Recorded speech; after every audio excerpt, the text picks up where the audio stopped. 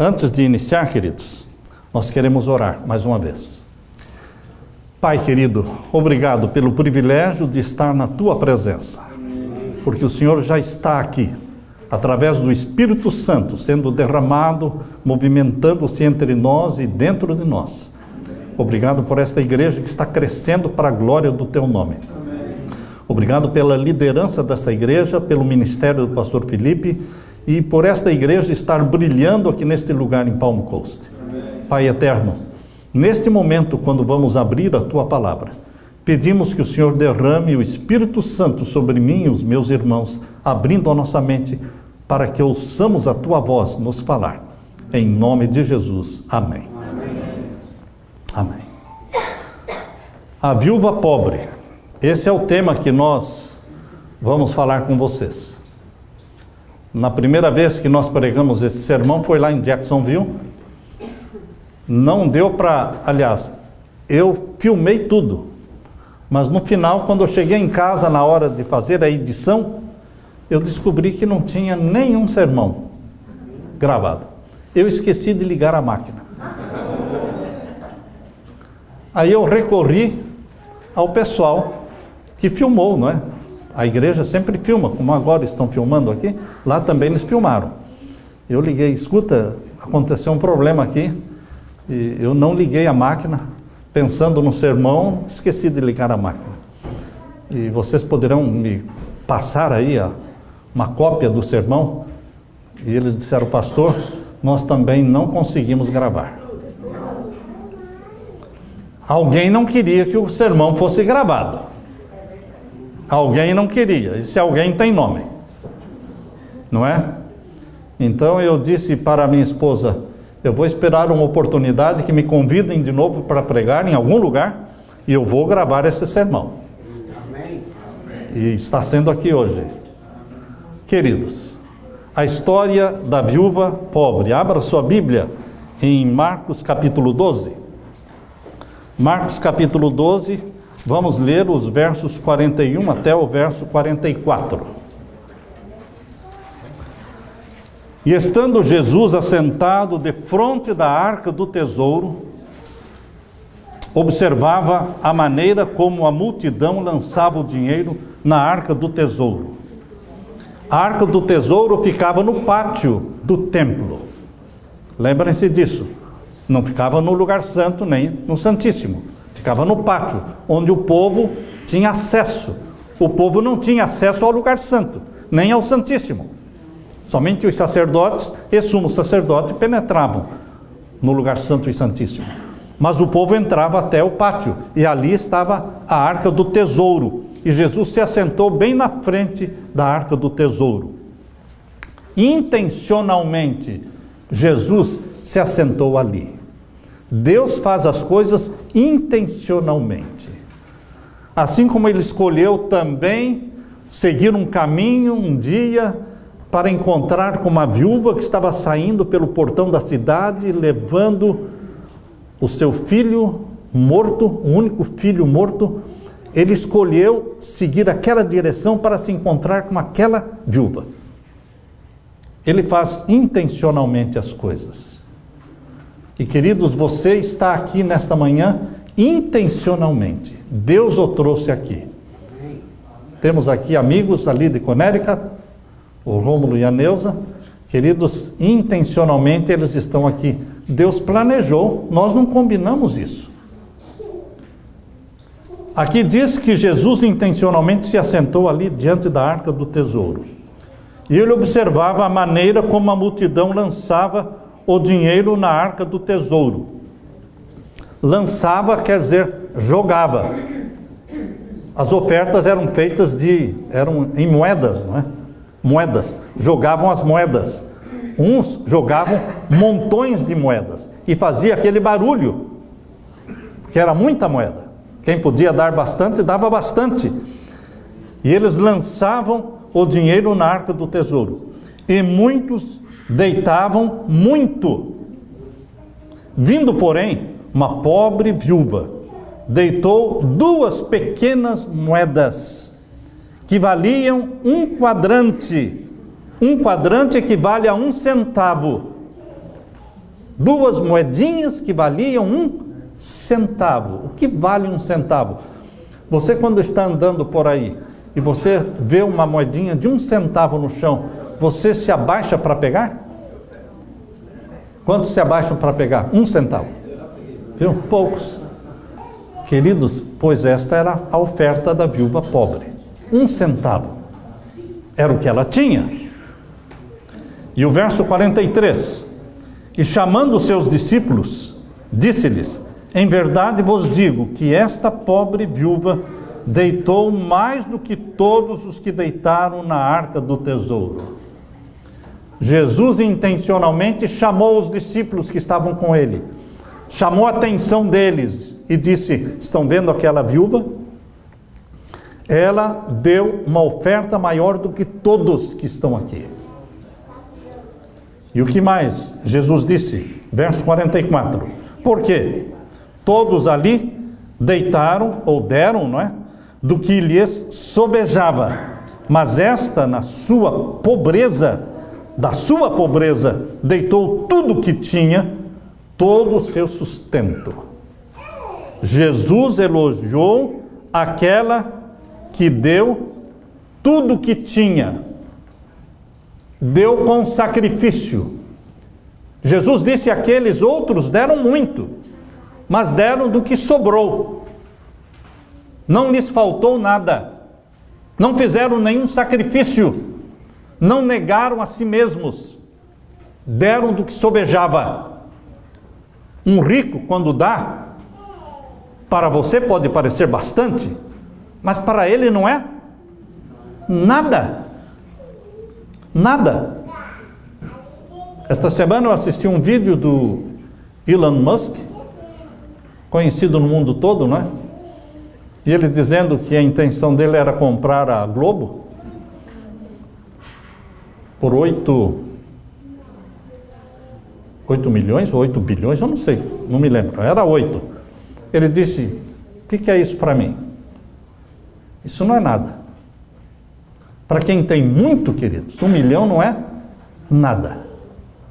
Mas Deus não valoriza a quantia da oferta que você faz, a quantia da oferta que você dá.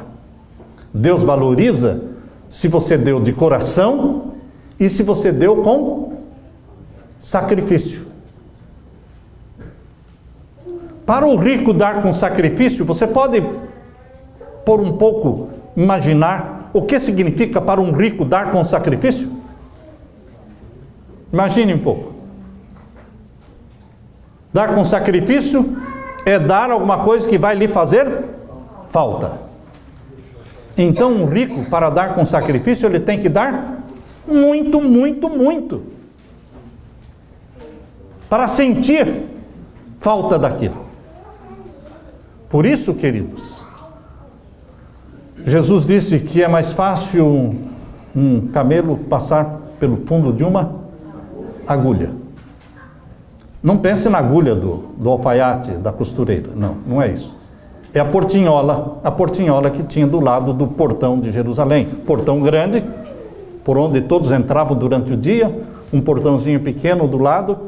O portão grande à noite fechava, ficava só o portão pequeno. Quem chegava à noite na cidade tinha que entrar por aquela portinhola. E para passar um camelo por ali era um sacrifício muito grande. Tinha que tirar toda a bagagem do camelo e empurrar o camelo, que ia espremido. Entende? Passava espremido. Não podia levar nenhuma bagagem nele. Jesus disse: era mais fácil um camelo passar por aquela portinha do que um rico entrar no céu. Porque o rico não consegue dar com sacrifício, com raras exceções. Nós temos exceções sim de pessoas ricas que deram com sacrifício. Abraão deu com sacrifício, deu tudo, deu o próprio filho. Não é mesmo? Nicodemos deu com sacrifício. José de Arimateia deu com sacrifício. Pessoas ricas. José Bates, aqueles que já moraram ali em New Bedford. Sei que aqui alguns moraram lá, não é? José Bates, ali na Nova Inglaterra, ele deu com sacrifício. Ele tinha dinheiro. Ele foi dando, até o momento em que ele não tinha dinheiro para comprar 1 quilo de trigo, de farinha, de trigo. E a esposa disse: José Bates, e não tem dinheiro mais para comprar nem 1 quilo de farinha. Chegou este momento, porque ele deu. Sabem quanto Ellen Gold Harmon, quando ela era solteira, Ellen Gold Harmon, sabe quanto ela ganhava por dia? Ajudando o pai a fabricar chapéu? 25 cents por dia. 25 cents por dia. E ela disse: Deus tirou de mim todas as vaidades femininas. Por que ela disse: Deus tirou de mim todas as vaidades femininas? Porque o rosto dela ficou desfigurado com a pedrada que ela teve. E ela ainda era tuberculosa. Dormia sentada, porque não podia deitar, porque sentia o pulmão sufocando. Ela tinha problema dessa doença.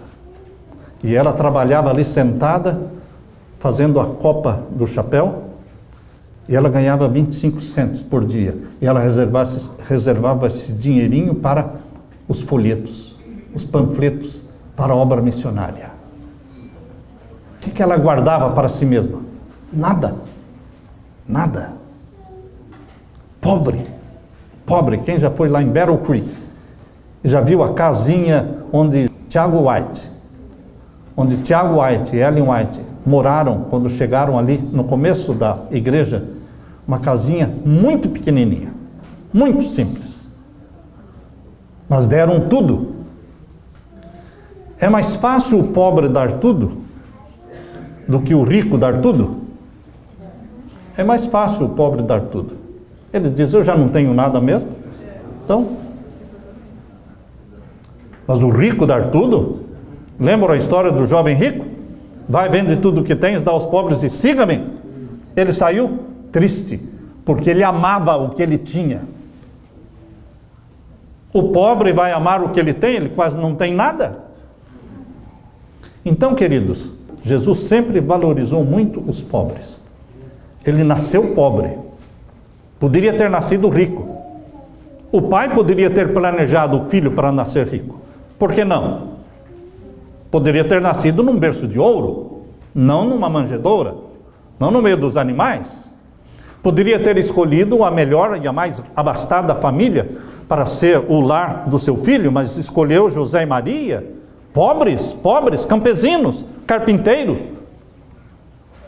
E ainda perdeu o pai novo. José deve ter morrido quando Jesus tinha aí seus 15, 16, 17 anos. José morreu. E Jesus tocou a carpintaria. Por isso ele passou a ser conhecido como carpinteiro de Nazaré. Não porque o pai era, porque ele, Jesus, era carpinteiro de Nazaré, com mãos calejadas, segurando o martelo, segurando o serrote, as ferramentas. Ele sabia o que era ser pobre. O pai escolheu que ele nascesse pobre, vivesse pobre, dizendo: filho, é melhor assim. Vai ser mais fácil você conseguir resgatar a família humana desta forma. Bem-aventurados os pobres, disse Jesus. Queridos, o cristianismo é chamado de a religião dos pobres, porque a maioria que seguia Jesus era pobre, mas existiam alguns ricos.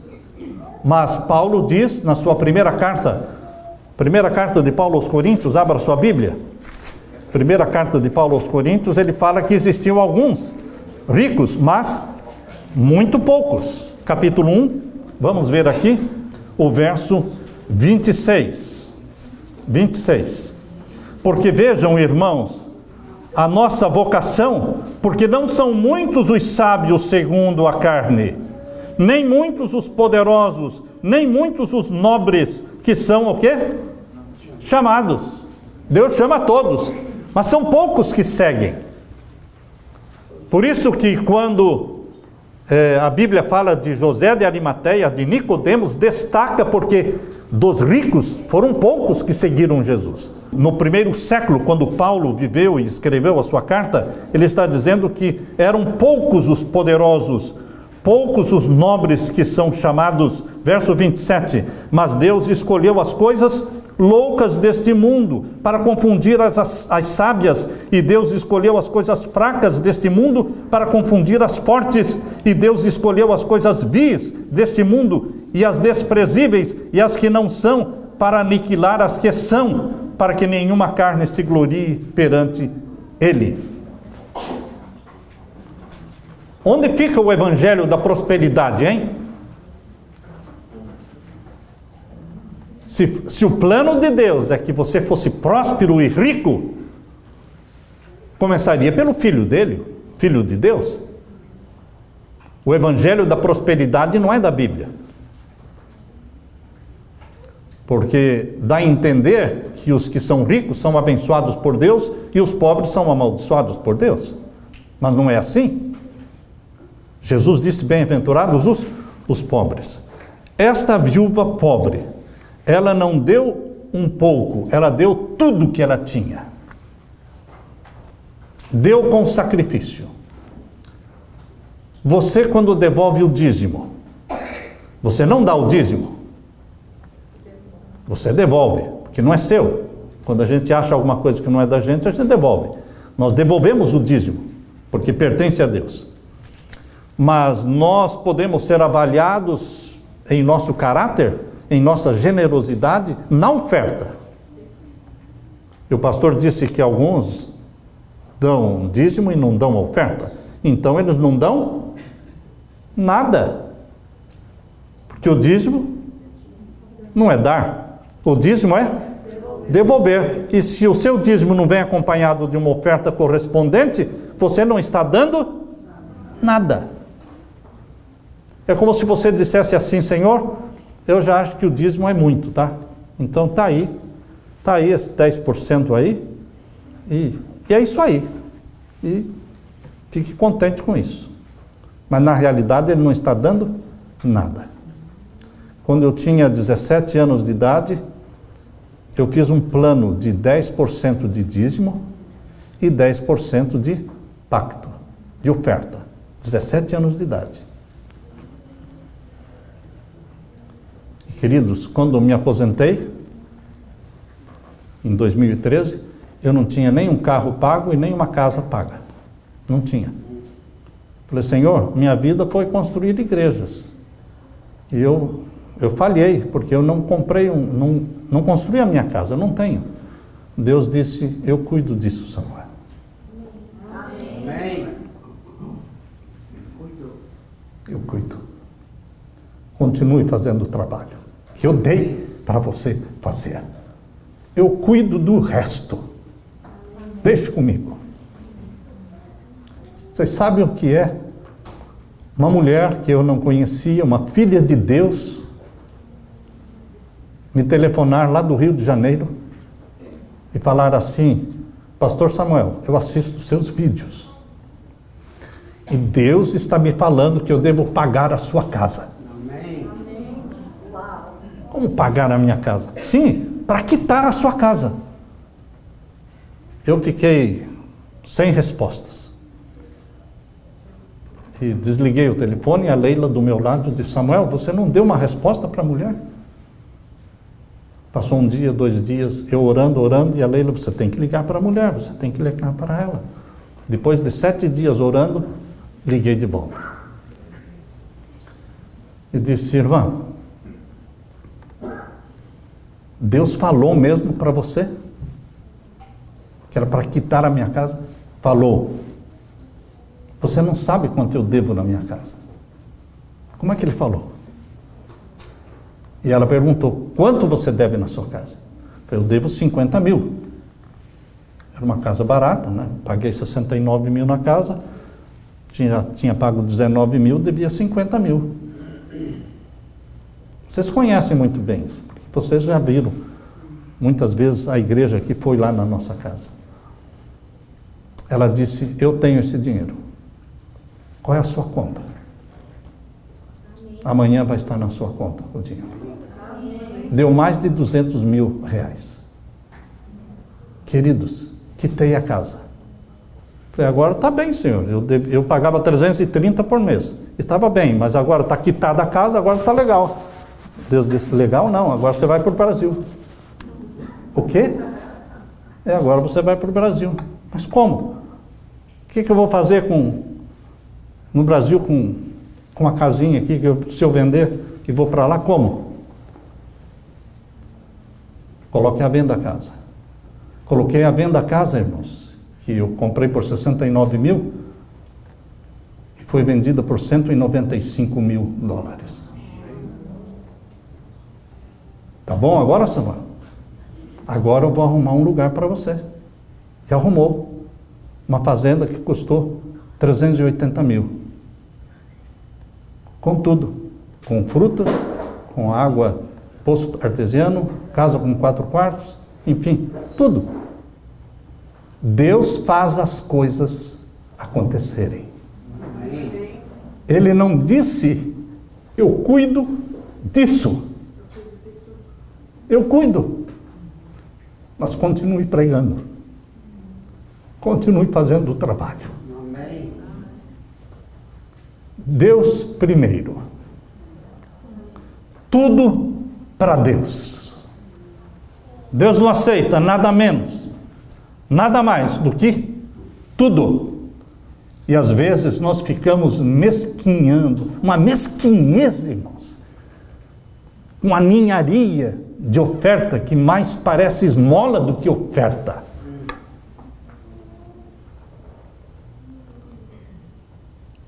Deus deu tudo que Ele tinha no céu para salvar você.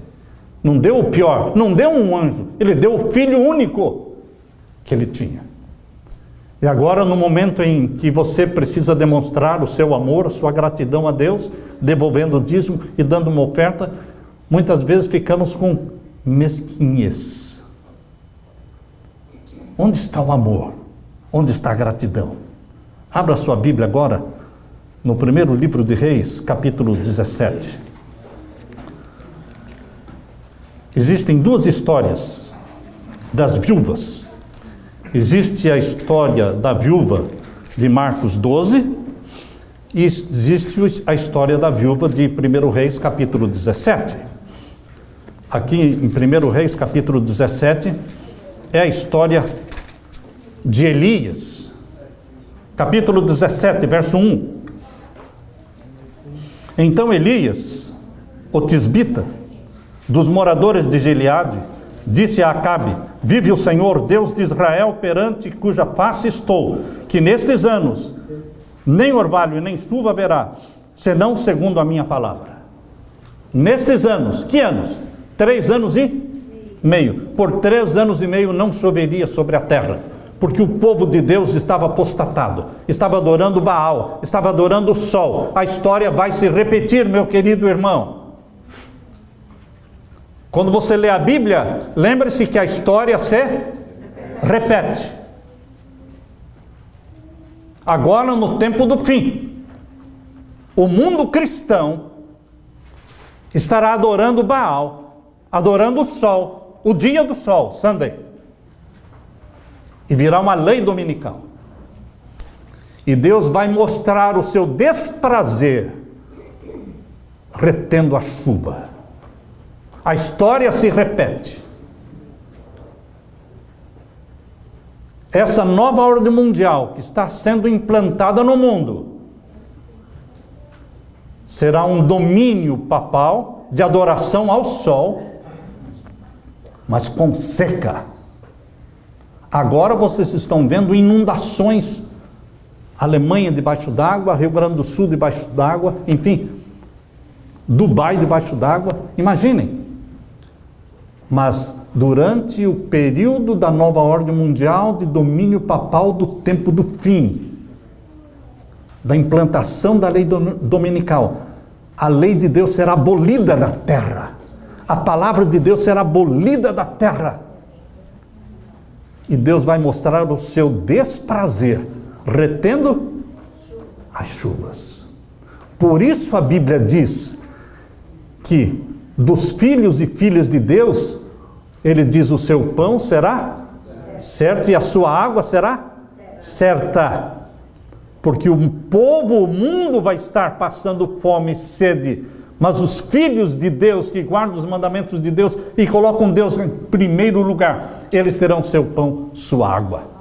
Amém. A história vai se repetir, por isso ela está aqui. Por 3 anos e meio não choveu sobre Israel. E agora aqui diz no capítulo 17, verso 8: então veio a Elias a palavra do Senhor, dizendo: levanta-te e vai a Zarefate, ou Sarepta. Outras traduções falam Zarefate, que é de Sidom, e habita ali. E eis que eu ordenei ali uma mulher viúva que te sustente. Deus escolheu para sustentar o profeta Elias durante os 3 anos e meio de seca e de fome. Deus escolheu uma família abastada? Não. Eu fui comportor estudante. Comportor estudante, ele chega assim na casa e diz: você tem um copo de água, porque eu estou com tanta fome e não tenho nem onde dormir? Estudante pobre é assim. Ele pede tudo de uma vez só. Eu, quando chegava nas cidades, sozinho, eu e Deus, falei: onde é que eu vou parar? Onde é que eu vou dormir? Não tinha. Sempre os pobres me acolhiam. Eu me hospedei uma vez com um alfaiate.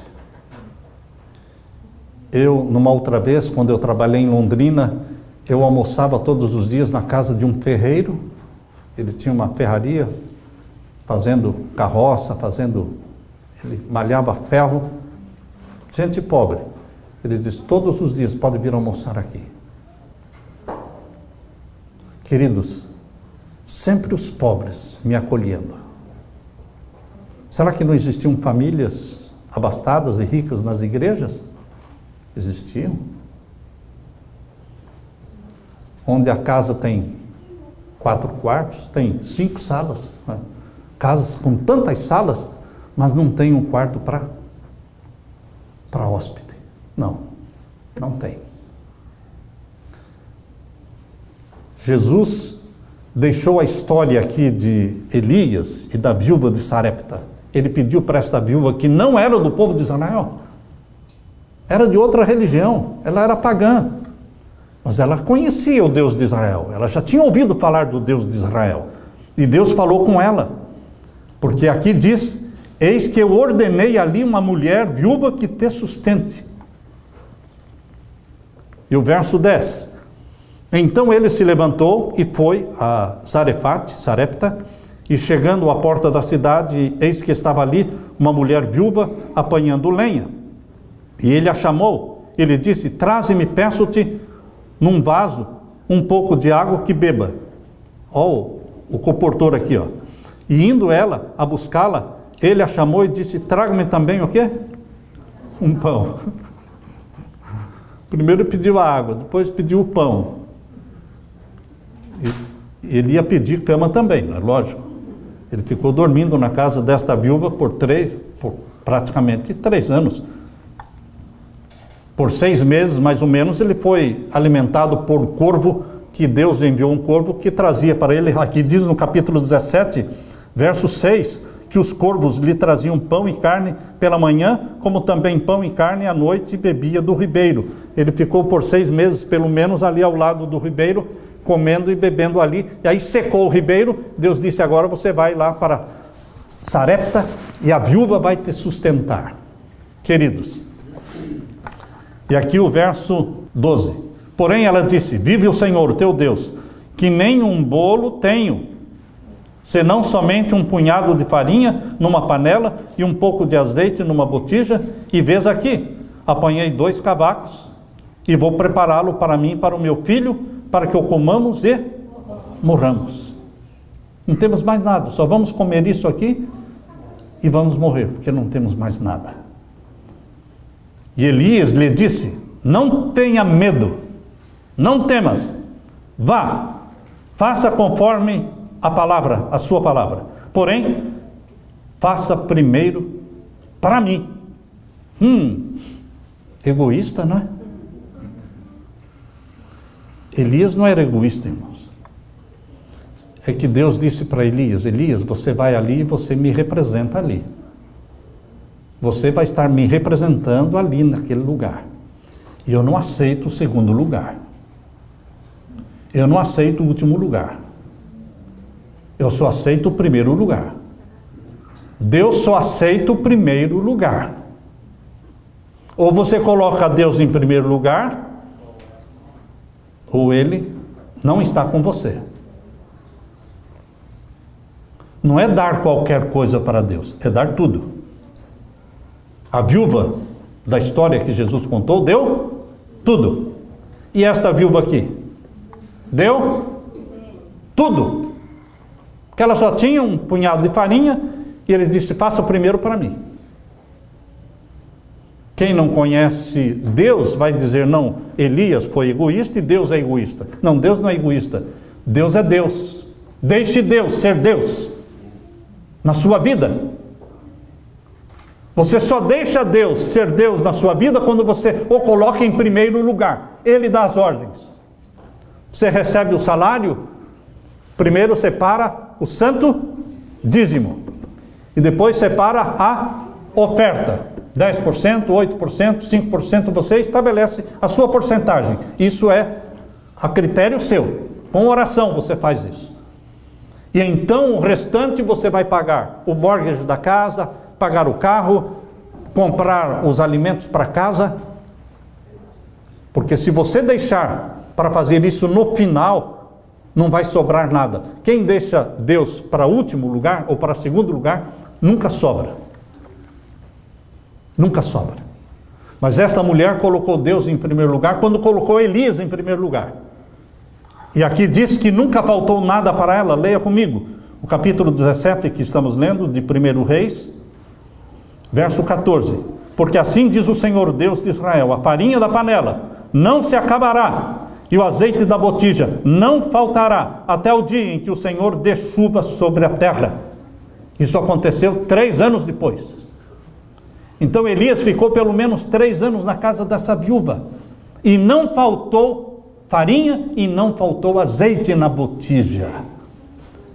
Meu querido irmão, quando Jesus disse, lá em Mateus 6, 33, coloque em primeiro lugar, busque em primeiro lugar o reino de Deus e a sua justiça, e todas as outras coisas serão acrescentadas. É exatamente isso que Deus quer que você e eu façamos. Deus em primeiro lugar. Deus merece tudo, merece o melhor. Ele aceita nada menos, nada mais do que o melhor, o primeiro lugar. Tudo para Deus. Tudo para Deus. A minha voz, as minhas aptidões e talentos, o meu corpo é templo do Espírito Santo, a minha casa, que não é minha, é de Deus, porque é Deus que deu. Se é de Deus, eu vou receber aqueles que Deus pedir que eu receba. Tudo para Deus. Nesse momento, eu quero deixar aqui o apelo para que você consagre tudo para Deus, colocando Deus em primeiro lugar, colocando Jesus no trono do seu coração, porque Ele merece. Aleluia. Que Deus derrame sobre você o Espírito Santo. Amém? Amém. Amém. Oremos. Vamos ficar em pé. Pai querido, o Senhor merece tudo que temos, tudo que somos. A voz, o nosso corpo, as habilidades e talentos que o Senhor nos deu. O Senhor merece o melhor lugar na nossa vida. O trono do nosso coração pertence a Ti, Jesus. Tu és o Senhor. Comanda a nossa vida. Dê as Tuas ordens. E em Teu nome e pelo Teu poder, queremos obedecer. Queremos fazer a Tua vontade. Queremos buscar em primeiro lugar o Teu reino e a Tua justiça, entendendo que todas as outras coisas serão acrescentadas. Abençoa-nos, dá-nos a Tua bênção e a proteção dos teus anjos, em nome de Jesus. Amém.